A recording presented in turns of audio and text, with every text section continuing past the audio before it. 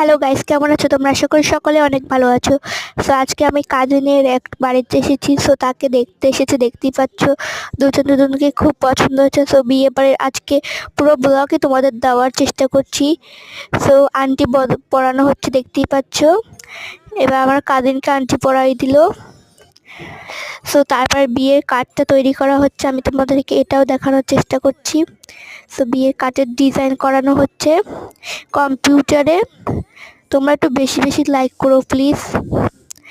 তারপর বানানো হচ্ছে হলুদ, মানে হলুদ দেওয়া হবে,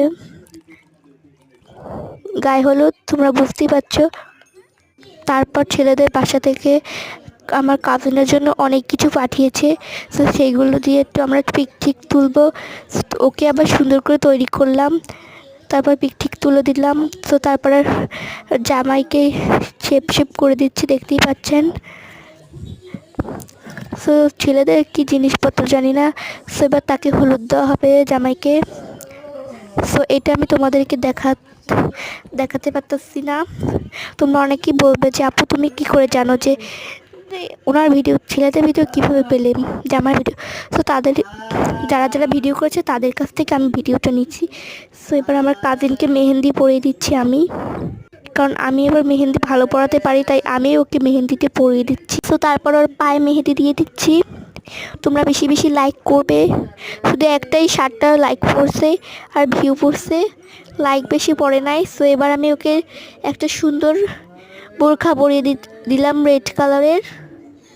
সো তারপর জামাইরা আসলো, গেট কেটলো, অনেক এনজয় করছি গাইস। তোমাদের ভালো মতন দেখাইতে পারি নাই, তাদের কাছ থেকে 10,000 টাকা নিছি।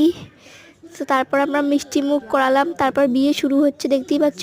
কালো কালার হিজাব পরা হচ্ছে কিন্তু আমি, ওই যে কোনায় দাঁড়িয়ে রেডের পাশেরটা। সো এবার তাদের বিয়েটা পড়ানো হচ্ছে। সো এবার তাকে বিদায় দেওয়ার পালা। সো আমি কিন্তু পাশেই ছিলাম দাঁড়িয়ে কোনায়।